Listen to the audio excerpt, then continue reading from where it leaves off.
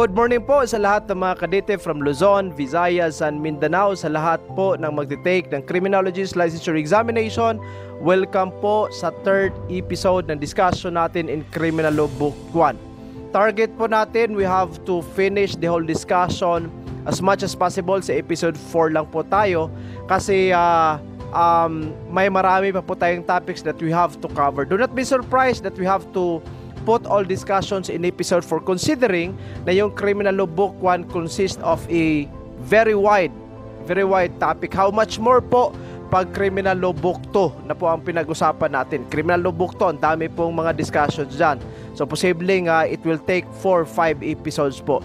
So again, I'd like to appeal to everyone listening right now. Please continue reviewing with me. Huwag po kayong maging indolent or lazy in listening or in learning sa lahat po ng episodes.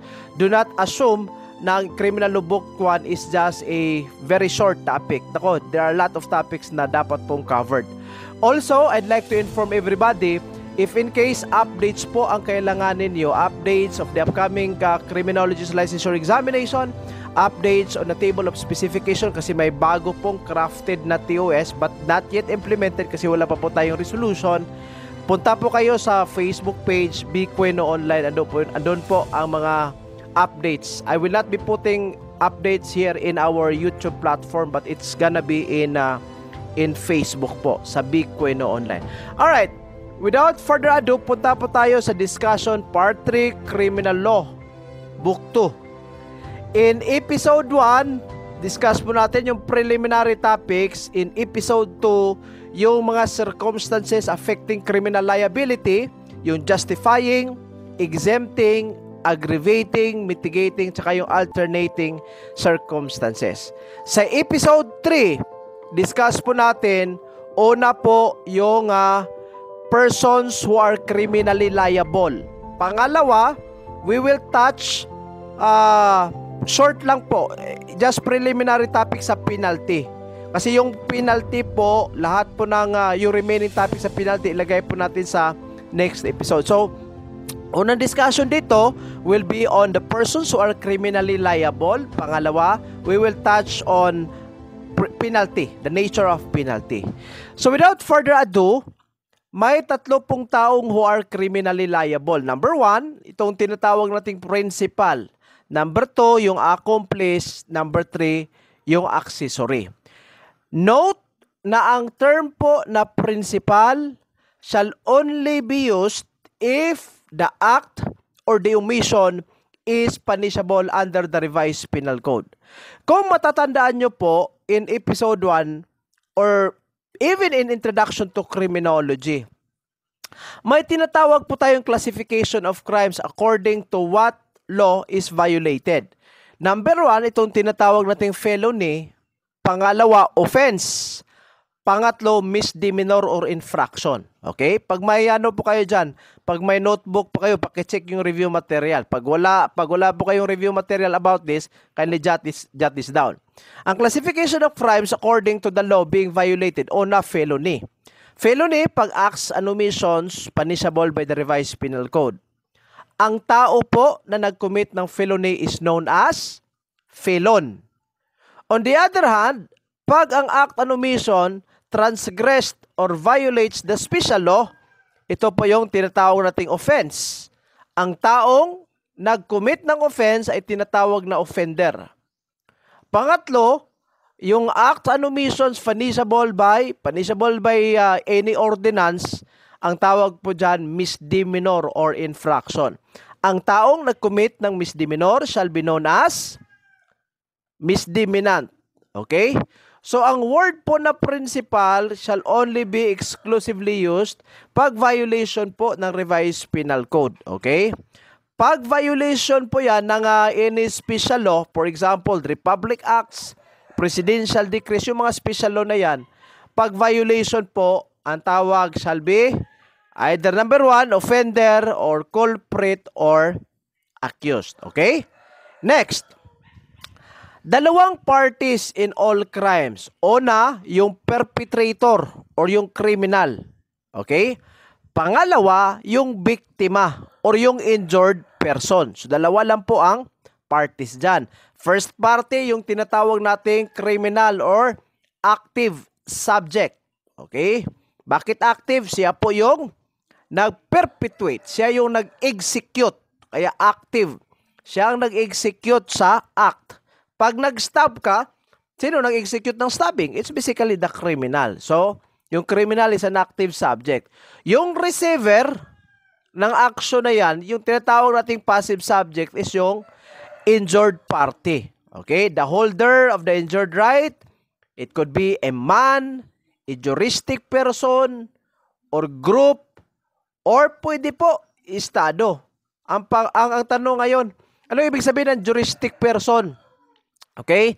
Ano ba yung juristic person? Ang juristic person po, ibig sabihin dyan, entities such as, for example, corporation or association that is recognized that have legal personality. Or anything na korporasyon po.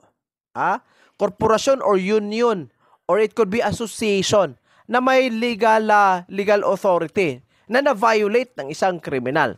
Okay? Juristic person po ang tawag.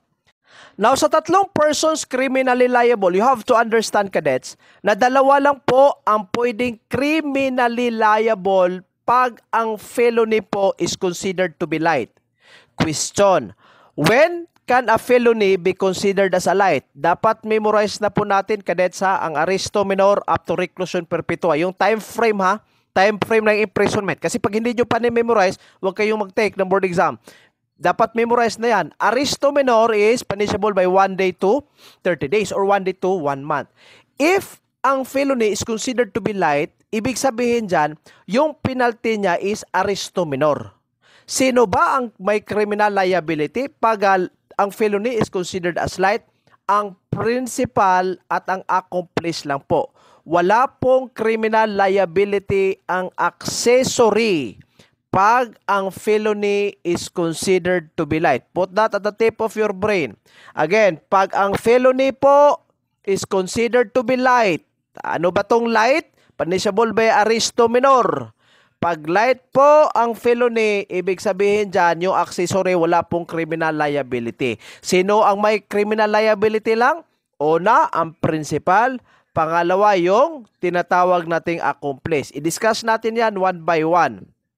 Okay, una po, principal. Ang principal consists of many classifications. Many kinds po yan.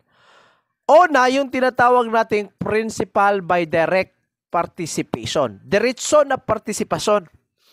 Direct participation. Anong ibig sabihin ng direct participation? To understand direct participation, ito ang requirements.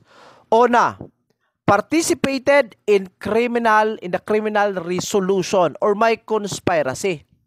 Ano bang ibig sabihin ng conspiracy? Conspiracy meaning two persons who come into agreement. So may agreement sa dalawang tao, two or more persons coming into an agreement in the commission of the crime. So pag criminal resolution, ibig sabihin ng resolution, kasi mayroong agreement, ang other person is helping or is part basically in the decision-making process in the commission of the crime. Kasi po, wala pong agreement pag yung tao is not part of the decision-making. May agreement po kasi pag may pagparti ka, di ba? Sa decision-making. Let's say, for example, pag si Pedro, gusto niyang patayin si Juan, the other person, si Santiago, should be a person who should form part in the decision-making. Dapat si Santiago should be a person who will agree in the commission of the criminality. So again, dapat po partiha sa criminal resolution, sa decision-making or sa agreement or sa conspiracy. Number 2, that they carried out their plan and personally took part in its execution by acts which directly tended to do the same. So, ibig sabihin, una po, parte ka sa criminal resolution, parte ka sa conspiracy.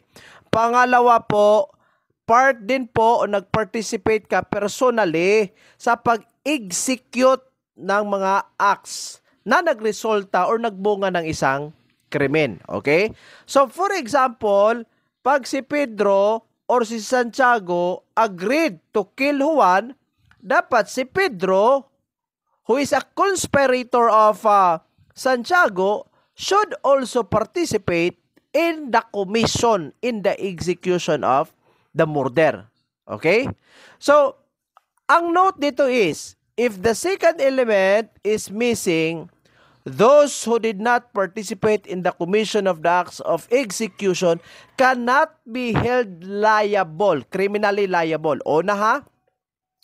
Pag may agreement, may conspiracy, si Santiago at si Pedro conspired in killing Juan, pero on the other hand, pagdating po sa day of execution, ang nag-execute lang is si Pedro. Absent si Santiago. In that case, even there was a former agreement between the two, Santiago will be considered as not criminally liable. Kasi ang nag-execute lang is si Pedro. Kuha niyo po. Ang kailanganin po kasi dito ng principal by direct participation, dapat you are part of the agreement, you are part of the decision making, also you have direct participation in the execution of the act. Example again, si Pedro and Santiago had an agreement to kill Juan. Pero on the day of execution, si Pedro lang yung nag-execute. Tapos, wala si Santiago. Absent po siya sa crime scene. So basically, si Santiago has no criminal liability. Pero may exception. Unless the crime agreed to be committed is, again, treason, sedition, coup d'etat, or rebellion. Take note ha, sa revised penal code po natin, under criminal law book 2, may tinatawag po tayong conspiracy to commit treason, conspiracy to commit sedition. So meaning, in that scenario, pag ang krimen po is sedition or treason or coup d'etat or rebellion, even if si Santiago was absent in the execution, still Santiago will be criminally liable kasi nga pasok siya sa treason, sedition, coup d'etat, and rebellion. May tinatawag po kasi tayo again, conspiracy of treason, to commit treason, conspiracy to commit sedition, nasa criminal law book 2 po yan. Pero pag ano po, murder, or parricide, or serious physical injury, wala po tayong krimen na tinatawag na conspiracy to commit murder. Wala po. Wala po tayong tinatawag na conspiracy to commit physical injury. So basically, pag physical injury, pag hindi siya pasok sa treason, sedition, coup d'etat, and rebellion, pag ang tao, ang conspirator was absent in the crime scene, he will not be criminally liable. I hope klaro po yan. Again, I'd like to repeat para mas maintindihan po. Pag absent po yung conspirator, for example, again, si Santiago was absent on the day of the execution, tapos ang krimen is murder or homicide, as long as the crime is not part of the crime specified on the slide, yung treason, sedition, coup d'etat, and rebellion, automatic, he will not have any criminal liability. Pero again, pag ang krimen po is yung nasa slide po natin, ito treason, sedition, coup d'etat, and rebellion, kahit ang conspirator is absent, sa day of execution, criminally liable ka din. Criminally liable po ang conspirator being absent. Okay? So, meaning of personally took part in its execution. Okay? Nilagay ko po ang notes para at least mas klaro po. Ibig sabihin ng personally took part, it requires your presence. Okay? That the principal by direct participation must be at the scene of the commission of crime. Anong ibig sabihin ng personally took part? Meaning, yung presence mo. Nasaan ba ang presence, physical presence ng tao? Andun sa crime scene, ha? Andun sa crime scene. And personally took part or taking part in the execution. O na, andun ka sa crime scene, nag-execute ka. Okay? Nag-execute. Pangalawa, under conspiracy, although he was not present in the scene of the crime, he is equally liable as a principal by direct participation. Pabalik-balik na lang po. Yun po ang sabi ko kanina na pag ano po, absent ka, pero yung krimen mo is treason, sedition, coup d'etat, still you will be liable. Now, take note po, serving as a guard pursuant to the conspiracy is a principal by direct participation. Okay? Ang pag-serve as a guard or lookout. Okay? Lookout po in the execution of the crime, nako, criminally liable ka po as principal by direct participation. For example, si Santiago at saka si Pedro, again ha, conspired to kill Juan. Pagdating sa crime scene, si Pedro yung lookout, ang nag-stab or nag-shoot is si Santiago. Lookout lang si Pedro. Ang tanong, ano ba ang liability ni Pedro? Under the law, principal pa din po. Principal by direct participation. Kahit lookout ka lang. Kahit serving as a guard po. Okay? So yan po ha. Principal by direct participation. Next, conspiracy, there is unity of purpose and intention. How conspiracy is established? To understand more, it is proven by overt act beyond reasonable doubt. Ano bang pagkakaiba ng overt at covert? Overt act meaning these are acts performed externally. Externally, ha? So, ibig sabihin, pag nasa isip mo lang po, for example, may galit ka sa instructor mo, gusto mong patayin yung instructor mo, sa isip mo lang, minumurder mo sa isip. Is it considered as an overt act? The answer is no. So therefore, it is not punishable. Ang kailangan po nito, overt act. Okay? Pangalawa, mere knowledge or approval is insufficient. Ano ba ibig sabihin ng mere approval or mere knowledge? Ibig sabihin ng mere approval, there is no unequivocal or clear approval coming from a part of a person. For example, nodding one's head, yung nag-nod ka lang, or out of, or you shrug. Diba? These are actions that are considered as mere approval. Okay? Insufficient po. It is not necessary that there be formal agreement. Okay? Not necessary po. For example, di na po kailangan ilagay yan into writing. As long as there is verbal agreement, pwede na po yan. Conspiracy is implied when the accused had a common purpose and were united. May common purpose sila and were united in the execution. Ibig sabihin ng common purpose, for example, si Santiago may galit kay Juan. Si Pedro may galit din kay Juan. They wanted to eliminate Juan. So may common purpose po. United in the execution. Unity of purpose and intention in the commission of the crime may be shown in the following cases. Una, spontaneous agreement at the moment of the commission of the commission of the crime. Spontaneous agreement. Pangalawa, active cooperation by all offenders in the perpetration of the crime. Number 3, contribution by positive acts to the realization of a common criminal intent. Then presence during the commission of the crime by a band and lending moral support thereto. Even lending moral support thereto. You are present, you are lending moral support thereto. Nako, patay ka, pasok po dyan. Why one who does not appear at the scene of the crime is not liable? Bakit po ba ang hindi nagpakita sa crime scene, hindi po siya liable? Ang tinutukoy ko po dito yung crimes that are not reason, sedition, so on and so forth His non-appearance is deemed desistance, which is favored and encouraged. So, ibig sabihin, when you say desistance, ayaw mo, you do not have the interest to perpetuate the crime. So pag absent ka, ibig sabihin, you do not have the interest. May desistance ka on your part. Pangalawa, conspiracy is generally not a crime unless the law specifically provides a penalty thereof. Hindi po siya krimen, nagiging krimen lang po yan pag may conspiracy of treason, conspiracy of sedition.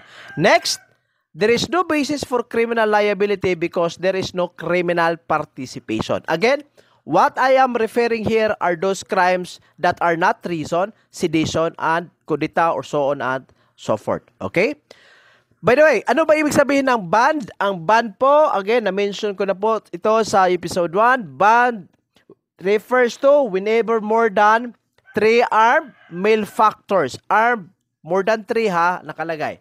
More than 3 armed malefactors who shall acted together in the commission of an offense. Okay? Pangalawang type of principal, itong tinatawag nating principal by induction or inducement. Two requirements, cadets. Una, that the inducement be made directly with the intention of procuring the commission of the crime. Una po, para mas maintindihan, ano bang ibig sabihin ng inducement? Inducement, ibig sabihin you persuade somebody. You persuade or you, itong pinakamalapit na word, mas maintindihan. You influence somebody to do something like a crime. May impluensya ka. Pinipersuade mo yung tao, sinasabihan mo na pumatay ka. That's basically inducement. Yung nagbigay ka ng pera, sinabihan mo, 20,000, patayin mo yan si Juan. That's inducement. Okay? Principal by induction or inducement. Balikan natin ha, yung unang requirement, that the inducement be made directly with the intention of procuring the commission of the crime. Pinipersuade mo, inimpluensyahan mo, sinasabihan mo, you give orders to kill somebody para makumit yung isang krimen. Pangalawa, that such inducement be the determining cause of the commission of the crime by the material executor. Ibig sabihin, yung pagsabi mo, yung pag-persuade mo, yung pag-influence mo to kill somebody was the main cause. Bakit po ang isang tao pumatay? Or bakit yung isang tao is nag-execute ng krimen? Yun po ang dalawang requirements natin. Now, remember, one cannot be held guilty of having instigated the commission of the crime without first being shown that the crime was actually committed. Okay? Wala pong criminal liability on the part of the instigator or on the part sa taong nag-influence or nag-persuade to kill somebody pag wala pong nakikitang krimen na nakomit or walang krimen na being attempted to be committed. Dapat po nakomit yung krimen or attempted to be committed before the instigator could be considered as criminally liable. Okay? For example, sabi ni Pedro, patayin mo yan si Juan. Si Santiago dapat ang mag-execute. Pero ang tanong, pag sabi ni Pedro na patayin si Juan, the question is, did Santiago really stab or shoot Juan in order for Juan to be killed in the process? Pag being attempted or being shot or being stabbed, in that case, pwede. May criminal liability si Pedro as the instigator. Pero pag sinasabi ni Pedro, patayin mo yan si Juan, si Santiago yung sinabihan, pero si Santiago did not execute the crime. The question is Pedro criminally liable? In that case, in this scenario, or in this discussion, wala po, in this part of discussion, wala po siyang criminal liability. Pero pag na-execute po, doon na po ang criminal liability. Thus, there can be no principal by inducement, or indispensable cooperation unless there is a principal by direct participation. So, ibig sabihin nito ganito po. Pag si Pedro, yung instigator, yung nag-induce, ang sinabihan is si Santiago, ang patayin is si Juan. Sabi ni Pedro, patayin mo si Juan. 25,000 ang ibigay ko sa iyo. Nag-execute si Santiago. In that case, si Pedro po na instigator is considered as a principal by inducement or principal by induction. Si Santiago, on the other hand, who committed it, who execute the killing, is considered as a principal by direct participation. Kuha niyo po. I repeat.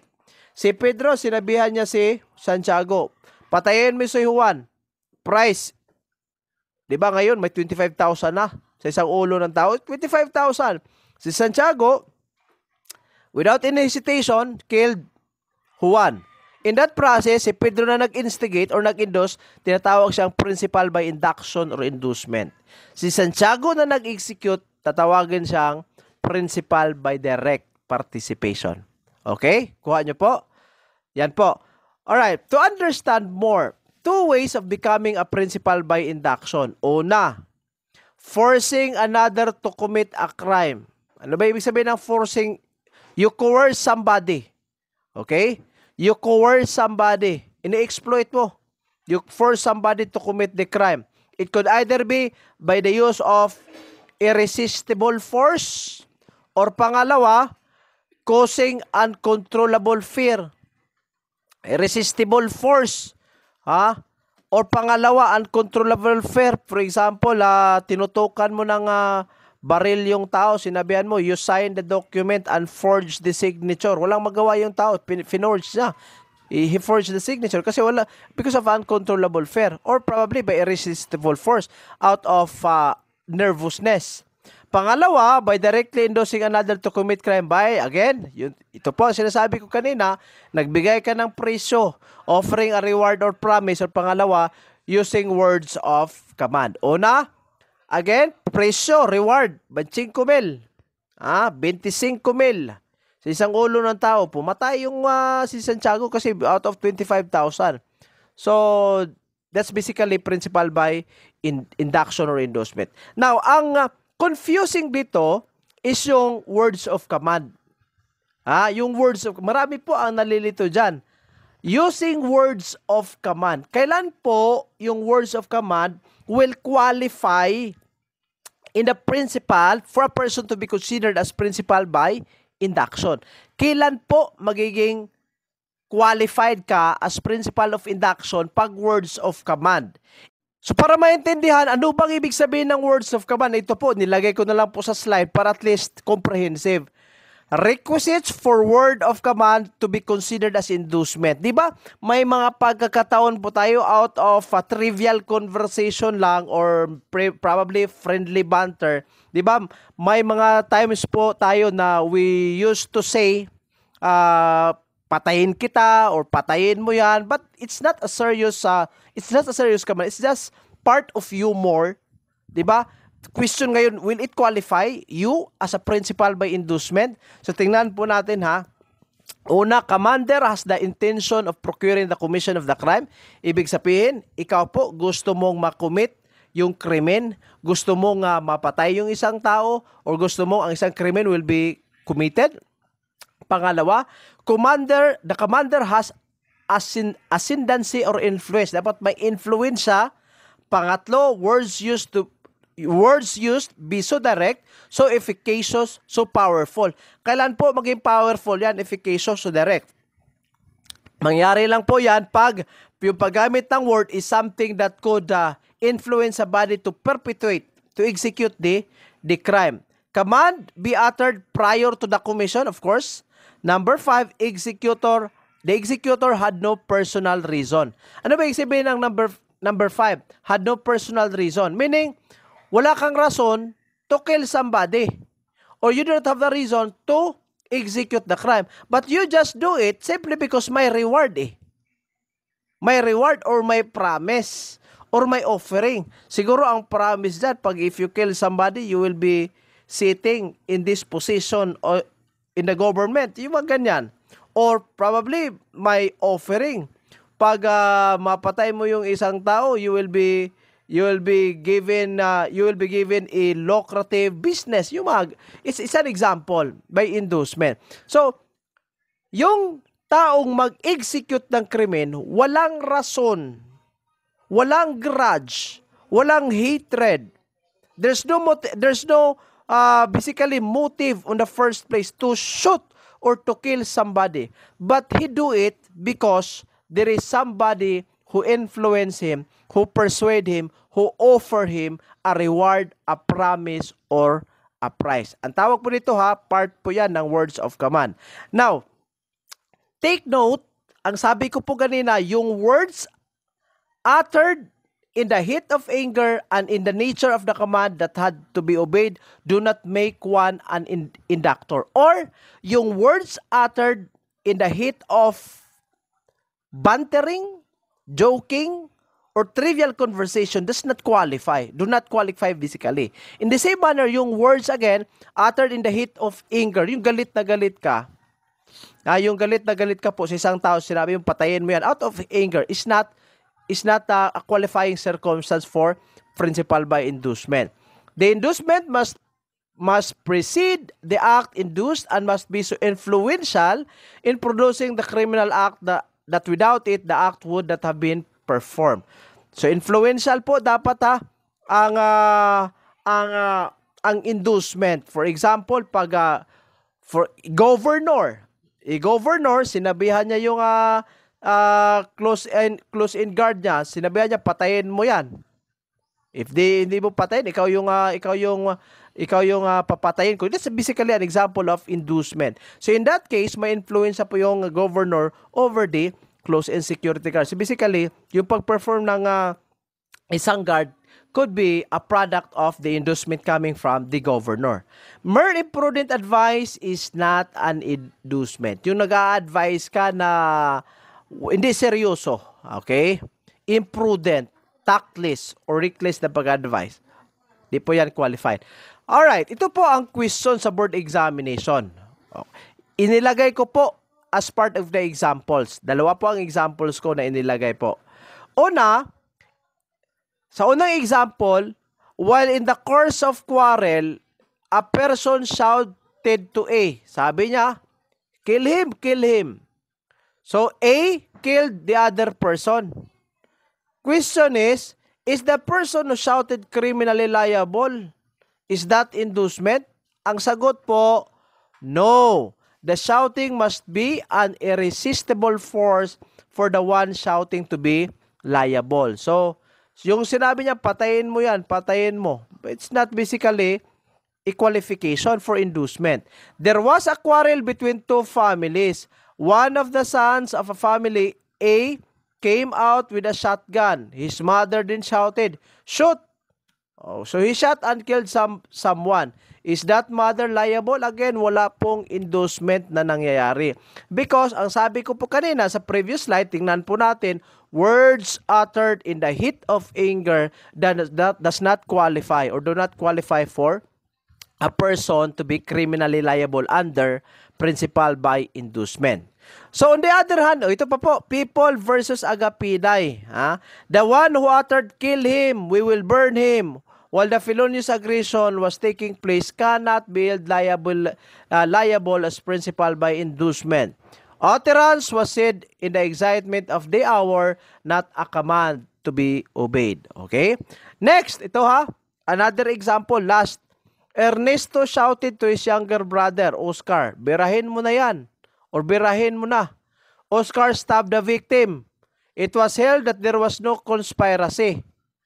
Joint or simultaneous action per se is not indicia of conspiracy without showing of common design.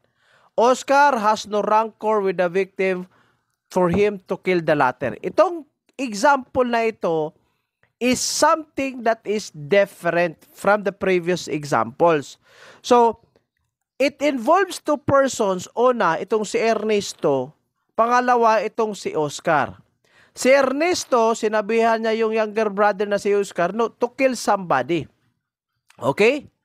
Knowing na si Oscar has no reason. Wala po siyang rason. Yun po ang sinasabi ko kanina, yung words of command. Wala kang rason to kill somebody.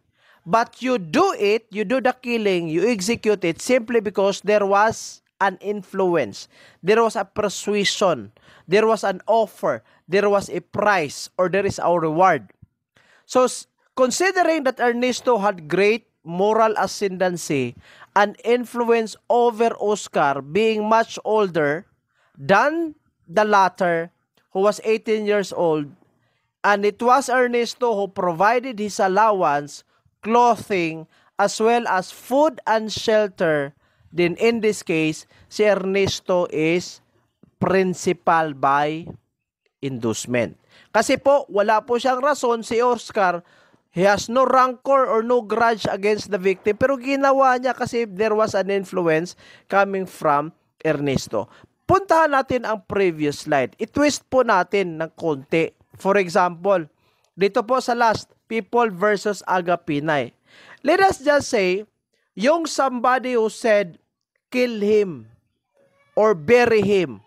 Let us say, someone of influence. Tingnan, let us just assume, congressman. Sabi niya, kill him, burn him. Tapos yung nag-execute, wala po siyang moral reason, wala siyang emotional reason or psychological reason to kill somebody or to burn him, pero ginawa niya because the one who said it was a congressman. So if we will put that situation in that way, in that case, yung congressman will be considered as liable. Pero again, dito po sa people of Agapinay, it was just part of the excitement of the hour, a command that should not be obeyed. Ang perpetrator po nito, yung principal by direct participation, yung nag-execute, may rason po kasi siya in killing somebody. He wanted to eliminate that somebody. And there was somebody who was shouting, kill him. In that case, yung nag-shout has no liability. But the person who executed is someone who has liability thereof. Ang last type po ng principal is principal by indispensable cooperation. From the word indispensable, ibig sabihin po very necessary. Necessary po. Now, ang dapat pong tandaan natin dito sa indispensable cooperation, yung tao po performed another act. Without that act, that crime could not happen. Ibig sabihin, pag ang krimen po, for example, murder, di ba, patayan yan or killing. The person who is a principal by indispensable cooperation does not necessarily participate in the direct killing of the individual. Pero, he performed another act that without that act, there could have been no crime at all.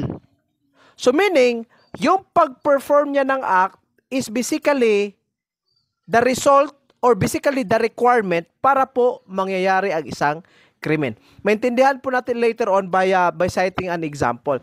So these are the qualifications or requirements. Number 1, participation in the criminal resolution, meaning may decision making po.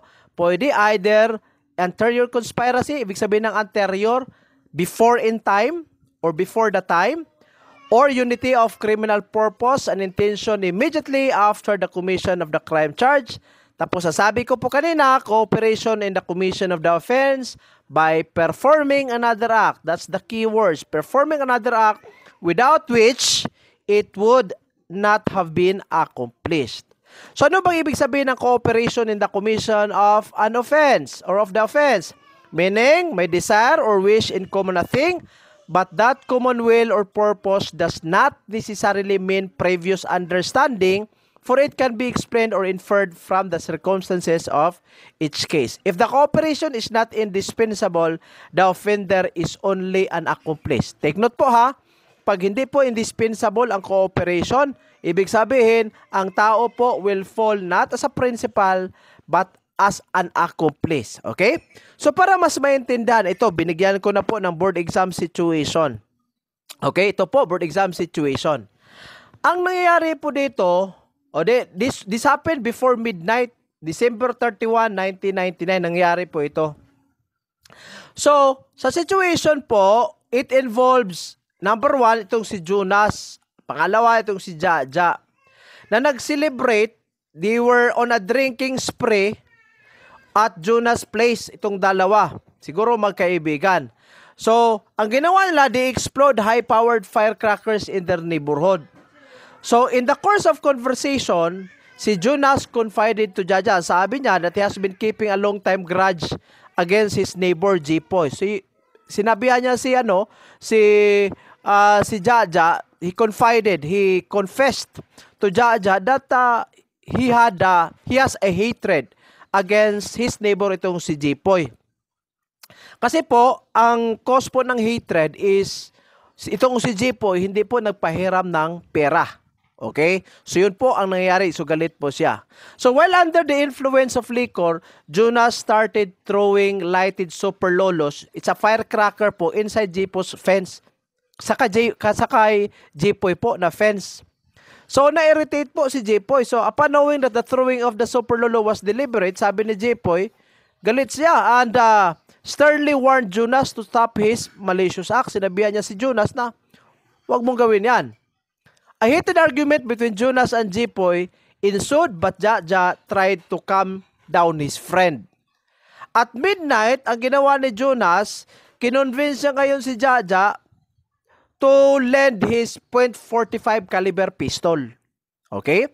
So that he could use it to knock down Jipoy and to end his arrogance. After Jaja lent his firearm to Jonas, The latter again started throwing lighted superlulus in the plus at Jipoy's yard in order to provoke him so that he would come out of his house. When Jipoy came out, Jonas immediately shot him with Jaja's .45 caliber firearm. Question, ano po ba ang participation ni Jaja sa situation? Sa participation niya po is principal by indispensable cooperation. Ang sabi ko po kanina sa indispensable cooperation, you perform another act but you do not participate physically directly in the commission of the crime. You just perform another act that without that act, the crime could not happen. In this case, pag hindi po nagpahiram ng .45 caliber firearm si Jaja, there will be no homicide or murder that will happen. There will be no killing. So yung pagpahiram po ng firearm is an indispensable contribution in the commission of the crime. So in this case, si Jipoy po, si Jipoy is the victim. Si Jaja po will be a principal by indispensable cooperation. On the other hand, si Jonas po is a principal by direct participation. So principal pa din po si Jonas at saka si Jaja. So yan po ang situation that will explain kung anong ibig sabihin ng indispensable cooperation. I hope you understand po mga kadete. Next, collective criminal responsibility. This is present when the offenders are criminally liable in the same manner and to the same extent. The penalty to be imposed must be the same for all. Kasi collective criminal responsibility. Principal by induction, except those who directly force another to commit a crime, and principals by direct participation have collective criminal responsibility. So, ang penalty po, pareho po ha, sa principal by induction at saka yung principal by direct participation. Except yung sa principal induction na, take note, except those who directly force another to commit a crime. Okay? Except those who directly force another to commit a crime. But in other instances, principal by induction or inducement and principal by participation, pareho po na criminal responsibility. Collective criminal responsibility po ang tawag. Next, principal by indispensable cooperation have collective criminal responsibility with the principals by direct participation. Pareho lang din po. So, ibig sabihin, kung ano po yung criminal liability ng principal by indispensable cooperation, pareho lang din po sa principal by direct participation. Okay? Yun po. Collective criminal responsibility. Next, quasi-collective criminal responsibility. Some of the offenders in the crime are principals and the others are accomplices. Ibig sabihin, nag-perform kayo ng krimen, pero nangyari po, yung isang tao is just an accomplice. Ikaw yung principal. So basically, mas higher yung criminal responsibility mo or criminal liability compared to those persons who are classified only as an accomplice or an accessory. Quasi-collective po. Pero kung pare-pareho, yung penalty nyo, collective criminal responsibility. Okay? So, yun po. Next, punta po tayo sa accomplice. Okay? Tapos na po tayo sa principal, accomplice na po. Are those person who not being included in the preceding paragraph in Article 17 cooperate in the execution of the offense by previous or simultaneous acts. Okay? Again, ito po ang mga tao hindi po kasali sa principal by induction, principal by indispensable cooperation, principal by direct participation. Hindi sila kasali doon. Pero, they participated in the commission of the crime. Ang tawag po sa kanila, accomplice. Here are the requirements. Okay, requirements po para maintindihan. Una, that there be community of design, that is knowing the criminal design of the principal by direct participation, he concurs with the latter his purpose. Ibig sabihin ng he concurs, he agree with the latter, meaning he agree with the principal that this is the crime and this is how it should be committed. Number two, not only he concur but he cooperates with the execution of the offense by previous or simultaneous act. Ibig sabihin ng simultaneous, you do it at the same time with the intention of supplying material, supplying material or moral aid in the execution of the crime in the efficacious way. The third one is that there be a relation between the acts done by the principal and those attributed to the person charged as an accomplice. Notes, before there could be an accomplice, there must be a principal by direct participation. Common sense will direct. Pag walang direct participation, pag walang principal by direct participation, of course, wala din pong accomplice. The person charged as an accomplice should not have been inflicted a mortal wound. If he inflicted a mortal wound, he become a principal by direct participation. Napakadali pong intindihin, ha? Ibig sabihin, pag ang accomplice po, he inflicted a wound. For example, if yung act of killing is by means of stabbing, kumuha siya ng kutsilyo, sinaksak niya ngayon yung biktima, sumali siya sa principal, nako, again, magiging principal po yung classification niya. As long as a mortal wound has been inflicted. Kung firearms yan, when he pull the trigger and inflicted wound against the person, automatic, magiging parte siya sa principal by direct participation. Next, to understand more, here is a difference between conspirator and accomplice. Okay? Conspirator and accomplice. Conspirator and accomplice, may commonality po yan.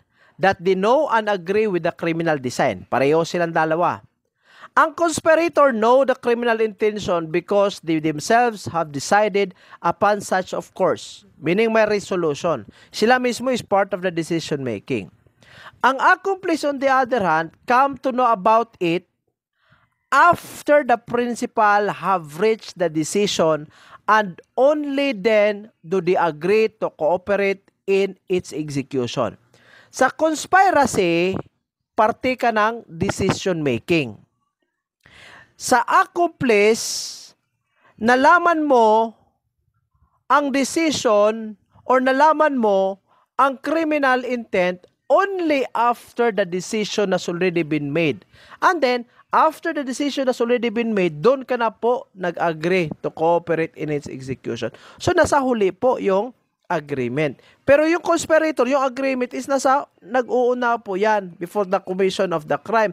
It's basically, you are part of the decision making. Pero sa accomplice, you are not part of the decision making. You just agree after nung nalaman mo about the decision. Next, conspirators decide that a crime should be committed. Accomplices merely assent to the plan and cooperate in its accomplishment. Sino yung lead decision makers? Yung conspirators. Nag-decide about the crime, about the commission thereof. Pero ang accomplice only agree after the decision has been made. Conspirators are the authors of a crime, yung gumagawa, yung utak ng krimen, ang conspirators. Accomplices are merely instruments who perform acts not essential to the perpetration of the offense. Okay? Not essential to the perpetration of the offense, pero it helps in the commission of the crime. Okay? So for short po, ibig sabihin ng accomplice, ito lang po ang tumutulong sa mga principal in the commission of the crime. For example, nagiging getaway driver ka or you provided getaway vehicle, for example, in the case of robbery yan, tapos ikaw yung nagiging driver or tumutulong ka para makapag-escape yung mga robbers or yung mga magnanakaw. That's basically an example of an accomplice. Or you distract police officers para ang isang tao could perform a criminal act. That's basically an example of an accomplice. So I hope you understand now the difference between principal and then number 2, we have accomplice. Okay? The third and the last one, again, is accessory. These are those who, having knowledge of the commission of the crime and without having participated therein, either as principal or accomplices, take part subsequent to its commission in any of the following manners. Una, by profiting themselves or assisting The offender, by concealing or destroying the body of the crime, by harboring, concealing, or assisting in the escape of the principal of the crime. Accessories po ang tawag. Una po dito, you have knowledge in the commission of the crime pero wala ka nag-participate sa pag-commit thereto, pero you take part in the following acts. Una po, when you say profiting, meaning nakapag-benefit ka po sa fruit of the crime. Okay? Nakapag-benefit ka sa fruits of the crime. Number 2, kinoconceal mo or you hide or you destroy the body of the crime. It doesn't necessarily mean the dead body or the physical body. Anything, an evidence that will conceal. Okay? That will conceal the crime. Number 3, harboring or you conceal or you assist in the escape of the principals of the crime. Ang tawag po sa iyo, accessory. But in the previous example po, yung sa accomplice, yung may krimen po, tapos ang krimen is robbery, ang decision ng mga robbers is to rob a bank, and then nag-agree ka to participate thereto by means of playing the role of a driver, accomplice. Pero, if you do not participate in the commission of the crime, walang agreement, pero nangyayari, you contributed or you take part in the subsequently in the commission of the crime, ang tawag po sa iyo, accessory. Para mas maintindihan po mga kadete, ito po ang mga examples. Paragraph 1, person received unused property from another knowing it was stolen. Do not confuse yourself with PD 1612 ha. Yung PD 1612 is known as the anti-fencing law. Ano ba itong anti-fencing law? Yung you buy or you have in your possession a stolen property. That's anti-fencing law. May criminal liability ka po under PD 1612. Ito, sa RPC, gumamit ka ng property or you receive such property and use it even though you know that it was a product of stealing. Paragraph 2, playing a weapon or placing a weapon in the hand of the dead who was unlawfully killed to plant evidence. That's still an accessory, or burying the deceased who was killed by the principal. Paragraph 3, an example of that one is public officer who harbor, conceal, or assist in the escape of the principal of any crime, not light felony ha, with abuse of his public functions. Again, I'd like to repeat this over and over and over and over again po. Ang criminal liability po shall be given to accomplice and principal pag ang felony po is not considered as light. Pero pag ang felony is considered to be light, exempted, wala pong criminal liability ang accessory. So, number 2, private persons who harbor, conceal, or assist in the escape of the author of the crime, guilty of treason, parricide, murder, and attempt against the life of the president or who is known to be habitually guilty of some crime. Yun po ang examples under accessory. Okay? Next, general rule. If the principal is acquitted, automatic, the accessory is also acquitted. Pero may exception po dyan. Ang exception is that when the crime was in fact committed by the principal, but the principal is covered by exempting circumstances. For example, bata or minority or juvenile. Minor po yung principal. So, therefore, he is not criminally liable. Lagay na lang po natin, 11 anyos po yung nag-commit ng krimen, 11 years old. May accessory. In that case, ang accessory will still be held accountable. Liable po siya even if the principal was acquitted by the exempting circumstances. But in any other circumstances, as long as hindi covered sa exempting circumstances ang principal, tapos na-acquit po yung principal, automatic, that will boomerang to the accessory, and the accessory will also be acquitted. Next. The prescribed acts of the accessory under paragraph 2 must have been intended to prevent the discovery of the crime. Hence, mere silence does not make one an accessory. Again, mere silence does not constitute being an accessory. It has to be intentional in order to prevent the discovery of the crime. Pag you perform an act unintentionally, tapos natabunan yung yung krimen, nako, in that case, hindi ka naman po makonsider na accessory. For example, nagtapon ka ng basura only to find out na sa area na tinapunan mo, there was actually a dead body. So, basically, unintentionally, you hid the dead body of the person, but you will never be accountable as an accessory kasi nga po, unintentional. Next, if however the crime involved is a conspiracy to commit treason, his silence may hold him liable for misprision of treason but as a principal thereof. Misprision of treason, alam mo na may treason na mangyayari pero you just hold your silence. That's under Republic Act, that's under Revised Penal Code, yung sa Criminal Law Book 2 po. Where the accused misleads the authorities by giving them false information, such act is equivalent to concealment and it should be held as an accessory.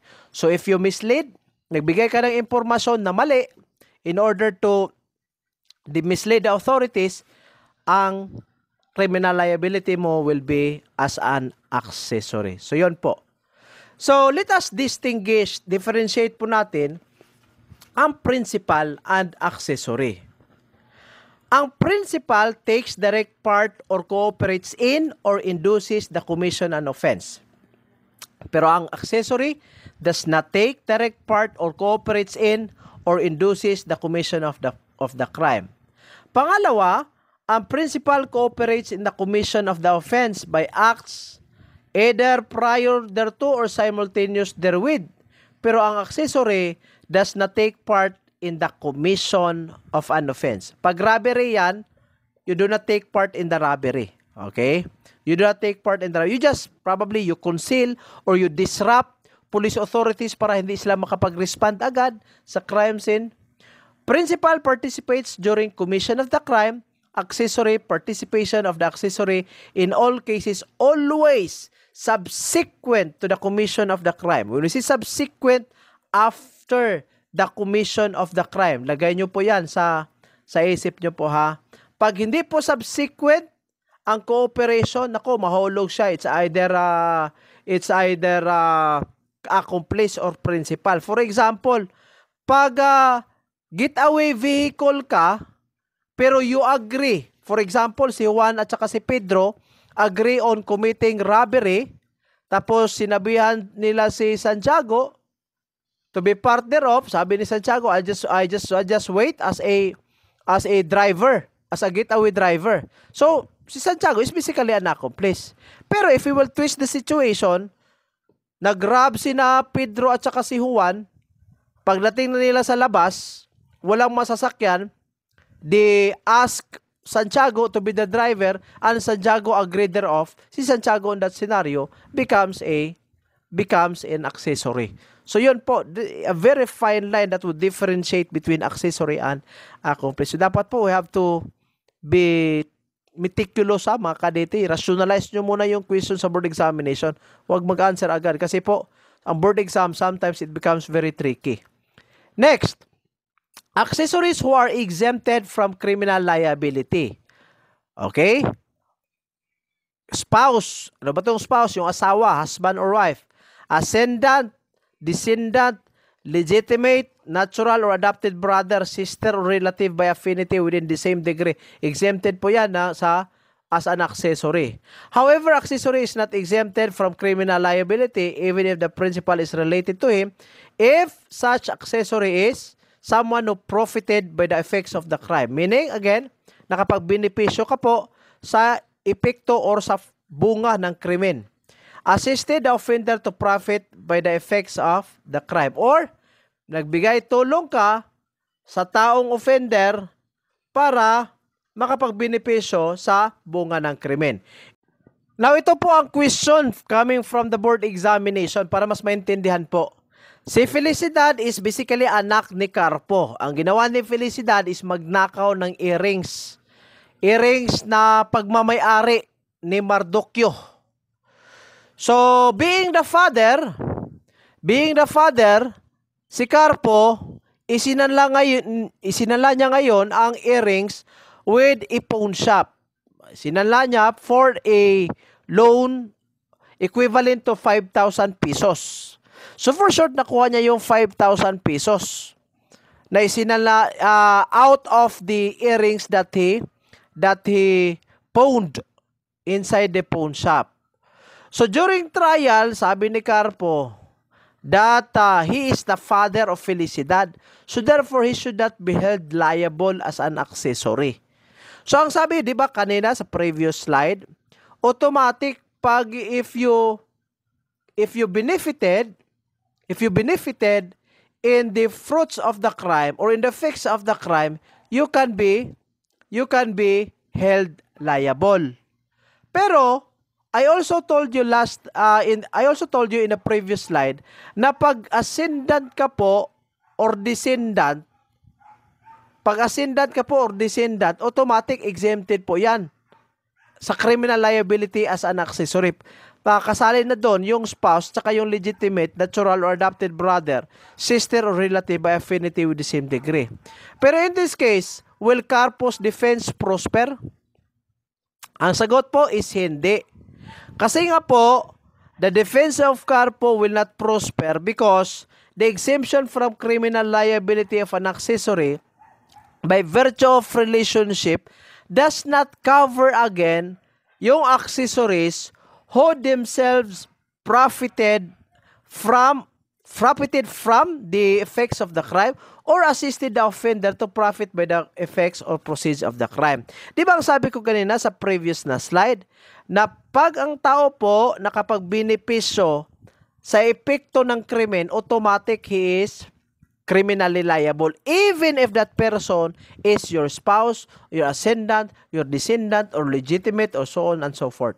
So those are the differences between principal, accomplice, and accessory. But for the meantime po, pag may mga tanong po pag may mga areas na hindi pa din po klaro, in the comment section, cadets, just type in lahat po ng questions, areas that you are confused in para masagot ko po sa comment section po sa video na ito. Now, let us move on to penalty. By the way guys, yung remaining topics ng penalty ilagay natin sa episode 4 but I'll just be discussing yung preliminary ones. Ang penalty po, definition natin, suffering. Okay? Suffering inflicted by the state for the transgression of law. Ano ba itong suffering? Ito yung pain. Ang sakit that will be inflicted by the state because of violating the law. When you see transgression means violating. Different juridical conditions of penalty. Una, it has to be productive of suffering without however affecting the integrity of the human race personality. Pangalawa, dapat it has to be commensurate. Ibig sabihin ng commensurate, dapat it has to equate with the offense. Different crimes must be punished with different penalties. Of course, that's understandable. So, yung ipag-iba yung krimen, dapat iba din po yung punishment. Must be personal. No one should be punished for the crime of another. Wala po yung proxy. Hindi pwedeng sabihin mo nga, instead of me being punished, yung ano na lang, yung sister ko na lang, yung girlfriend. That's not allowed. Must be legal. It is the consequence of a judgment according to law. Must be certain. No one may escape its effects. Yan, lumabas yan sa board examination. Must be certain means no one may escape its effects, must be equal for all, and must be correctional. Okay? Yan po ang definition natin. Next. Purpose of the state in punishing crimes. Bakit po kailangan i-punish yung crime? Number one, it is the right to punish, it is the right of the state because of the violations of the law. And the basis of the right to punish is basically the police power of the state. Yung police power of the state is basically something that will allow the state to be authorized to give punishment. The state has an existence of its own to maintain, a conscience to assert, and moral principles to be vindicated.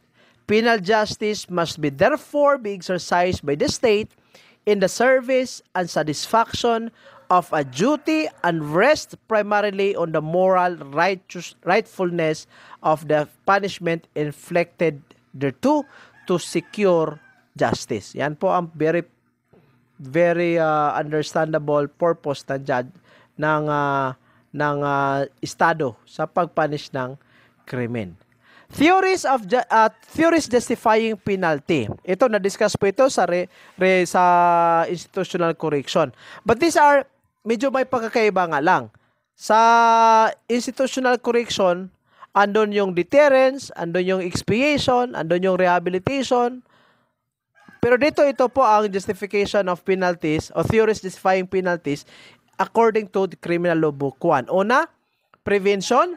Ibig sabihin ng prevention, to prevent or suppress the danger to the state arising from the criminal act of the offender. Ang prevention po sa institutional correction, tinatawag po itong deterrence.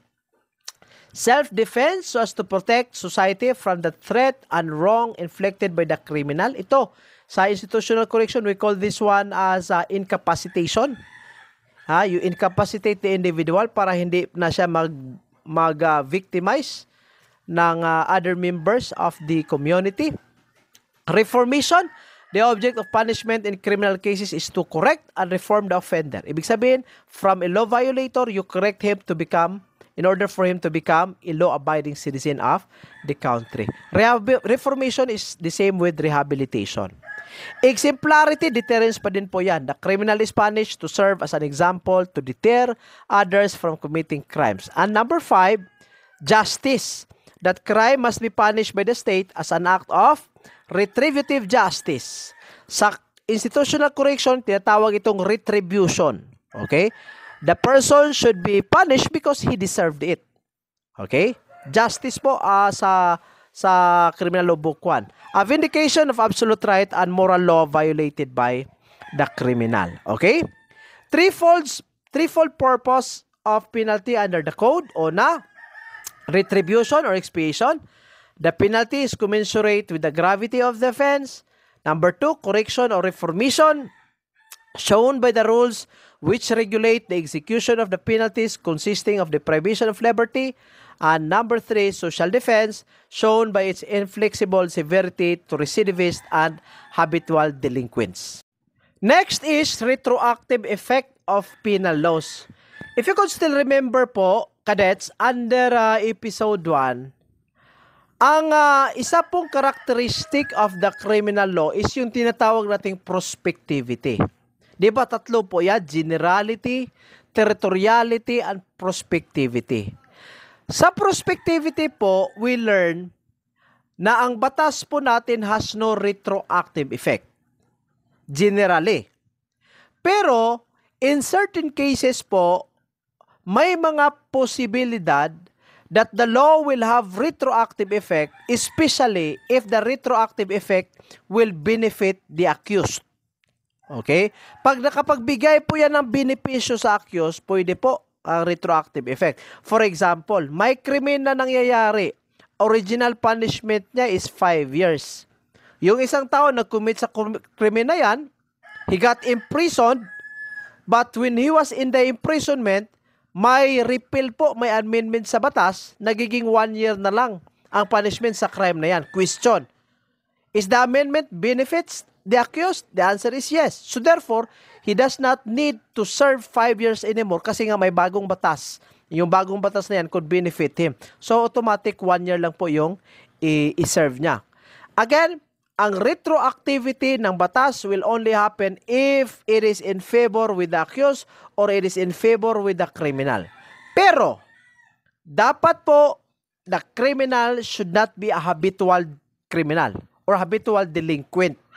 Kasi po, even if the law will have a good retroactive effect on the criminal, pero yung criminal happen to be a habitual delinquent, nako, it will not benefit him. Ano ba yung habitual delinquent? Pabalik-balik po ha.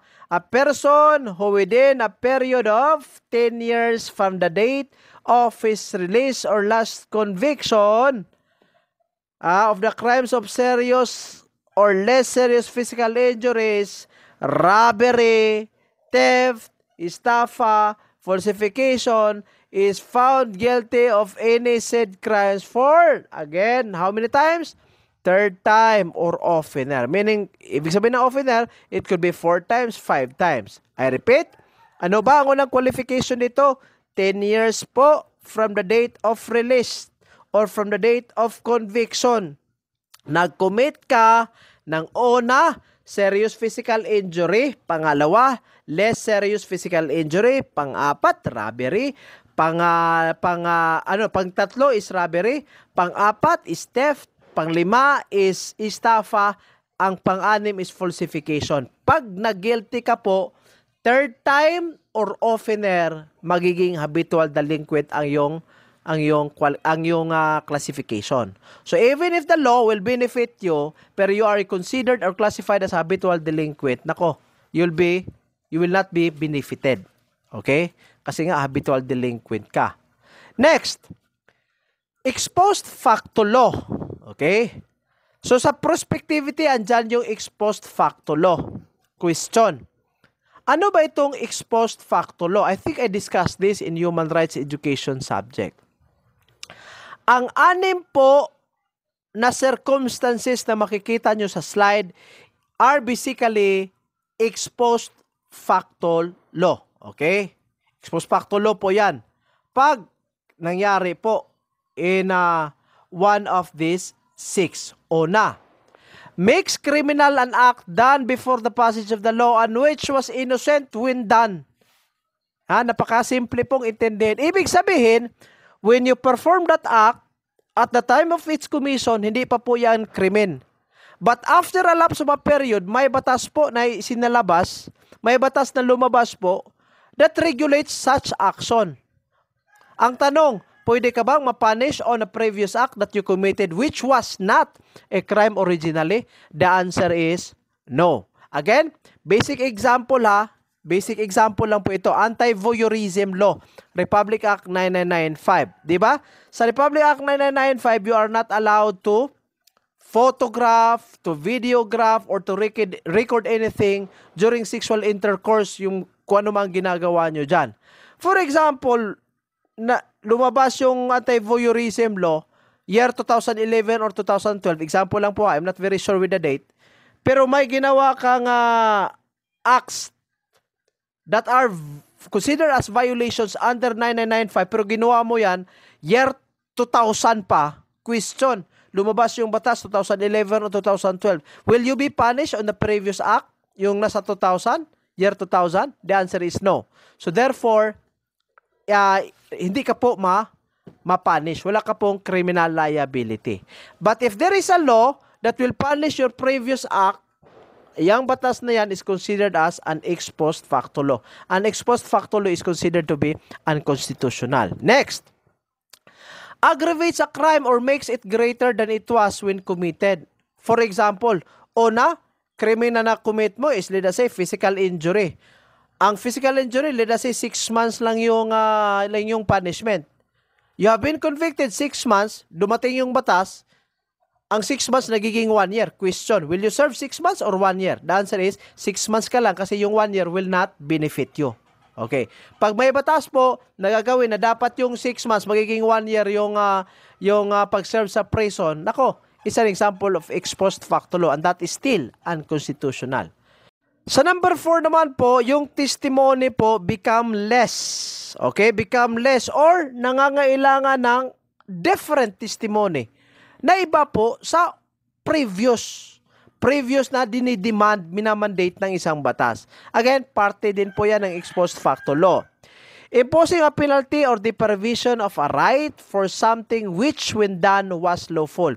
Yung number 5, similar po yan ng number 1. Nung kinumit mo, it's not yet a crime, pero after a lapse of period, may batas po that considered such previous act as a crime. Again, you will not be punished. There will be no criminal liability.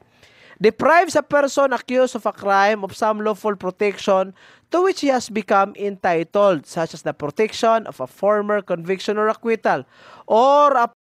So nung una, qualified ka po sa protection, lawful protection. Entitled ka. But here comes the law that deprives you thereof. Such law is still considered as ex post facto law and it's still considered as unconstitutional. So hindi po yan pwede. If retroactive effect of a new law is justified, automatic, it shall apply to the defendant even if he is, number 1, presently on trial for the offense. Number 2, has already been sentenced but service of which has not begun.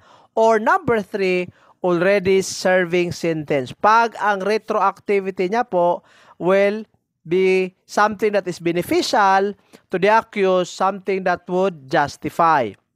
Note that the retroactive effect of criminal statutes does not apply to the culprit's civil liability. Ano ba itong civil liability? Yung mga damages na kailanganin pong babayarin or babayaran.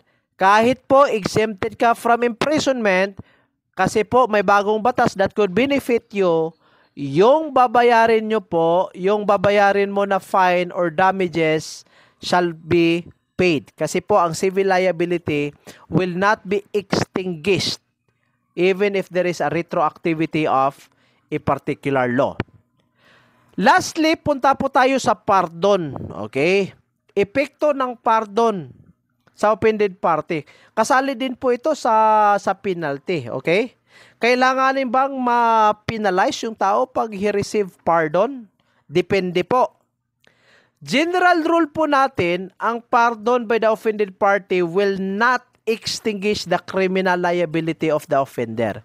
Kahit po pinapatawad ka ng biktima, pinapatawad ka ng immediate family of the injured party, it is not a direct extinguishment of the criminal liability. So matitira po yung criminal liability mo. Hindi po yan mawawala. Ang reason po nito, a crime committed is an offense against the state. Only the chief executive can pardon the offenders. So sa crime, we consider it as not only a violation to the rights of the individual person, but rather it is also that is considered to be a violation of the state or an offense against the state. Sa state po, ang chief executive or ang presidente lang po ang pwedeng magbigay ng pardon. Sige po. Exception. May mga exception po tayo ha. Pardon by the offended party will bar or prevent criminal prosecution in the following crimes. Ibig sabihin, pag pinapatawad ka po, under the following circumstances, no need for the filing of the complaint. No need po na magka-criminal liability ka. O na. Pag ang krimen is adultery or concubinage under Article 344 of the Revised Penal Code. Ano bang pagkakaiba ng adultery? Ibig sabihin ng adultery, yung babae has an illicit affair with another man outside of marriage. Dapat married po yung babae, cohabited with someone, adultery po yung ipafile na kaso. Concubinage on the other hand is yung husband. Yung husband has concubines or cohabited with another woman outside marriage. Concubinage po. Ibig sabihin, sa adultery, ang babae po yung perpetrator. Sa concubinage is yung husband. Now, pag may pardon po, express or implied, must be given by the offended party to both offenders. Pardon must be given prior to the institution of a criminal action. Express or implied ang nakalagay po dito. Ibig sabihin ng express, ibig sabihin verbal. You verbally pardon the individual. Or there is an implication that you forgive him of the wrongdoings he did in the past. So, express or implied pardon must be given by the offended party to both offenders. Bakit both offenders? Yung paramour at saka yung husband mo or yung paramour o yung wife mo. Yung paramour, ibig sabihin yung kabit. Pag concubinage yan, kabit ng lalaki at saka yung husband mo. Kabit ng husband mo at saka yung husband. So, dapat implied or expressed yung pardon given to the two persons. Pardon must be given prior to the institution of criminal action. So, automatic ha, disbar yan, disbarment yan, hindi ka makapag-file ng kaso or hindi po, wala pong criminal liability na ma-face ng isang husband or wife under concubinage of adultery pag may pardon po. Pero again, the pardon must be given prior to the institution of criminal action. Ibig sabihin, hindi pa po nakapag-file ng complaint or wala pa pong trial sa korte. Okay? Number 2, seduction, abduction, and acts of lasciviousness. Again, under Article 344 of the Revised Penal Code. Express pardon given by offended party or her parents or grandparents or guardian. Automatic. Pwede. Wala pong criminal liability yan. Wala pong criminal prosecution. Pardon must be given prior to the institution of the criminal action. The same again, hindi pa po nakapag-file ng kaso, may pardon na po na binigay na nagmula po sa offended party or sa magulang niya or even sa grandparents or sa guardian. Number 3, on the case of rape as amended by Republic Act 8353 or the anti-rape law. Yung anti-rape law natin ngayon is against person na. Nung araw, yung rape is against chastity yan. Pero ngayon, it is considered a crime against person. Remember, ito po sa rape po, the subsequent valid marriage between the offender and the offended party shall extinguish criminal liability or the penalty imposed. Ano bang ibig sabihin nito? Pag si Juan, ni-rape niya si Maria almost or is about to file a case. Pero, hindi pa siya nakapag-file ng case, si Juan proposed to Maria. To the point na si Maria submit herself to Juan or to agree on such a wedding ceremony. In that case, pag may marriage po between the victim and the offender on the case of rape, wala pong criminal liability yan. Automatic extinguished po. In case the legal husband is the offender, subsequent forgiveness by the wife as offended party shall also produce the same effect. May tinatawag po kasi tayong marital rape. In marital rape, this is a type of rape happen between husband and wife. Pag si husband po, ni-rape niya yung wife niya, marital rape, di po ba? Under Republic Act 8353. Pero pag may forgiveness po na mangyayari after the incident, pag may forgiveness po coming from the wife, same effect din po, wala pong criminal liability po yan. So, nangyayari po ito sa mga taong marupok. So, pag marupok po yung tao in a relationship, may forgiveness po na mangyayari. So, pag marupok yung wife or whoever, that person, who will agree to the pardon or forgiveness, walang criminal liability yan. That's under RA 8353. So, yun po ang qualifications para po at least madisbar po o wala pong criminal prosecution na mangyayari. Adultery, concubinage, seduction, abduction, acts of lasciviousness, and rape. Okay? Next, an offense causes two classes of injuries. Number 1, social. Number 2, personal injury. Social, ibig sabihin, produced by the disturbance and alarm which are the outcome of the offense. Yung disturbance po is yung social. Yung entire community ang nadi-disturb. Personal, cause to the victim of the crime who suffered damage or effect thereof. Next, social is sought to be repaired through the imposition of the corresponding penalty. Kung ano ba ang penalty, kung imprisonment ba yan or damages ba. Personal injury is repaired through indemnity. Ano ba itong indemnity? Compensation for the damage. Di ba magbabayad ka ng amount to the victim? Social injury, the offended party cannot pardon the offender so as to relieve him of the penalty. But in personal injury, the offended party may waive the indemnity and the state has no reason to insist in its payment. Okay? Lastly, the following shall not be considered as penalties. Lumabas po ito, number 1, in the criminologist licensure examination. Lumabas po ito. Hindi po punishment pag ang isang tao has been arrested and temporarily detained because of the following. Number 1, insanity. Number 2, imbecility or probably illness. Okay? Probably illness. Pag nako-confine ka, you have been isolated because you have been infected with a contagious disease, yung detention mo is not a punishment. Okay? Or you are suffering from schizophrenia or delusion, nilagay ka sa mental hospital ngayon, that is not a punishment under the law.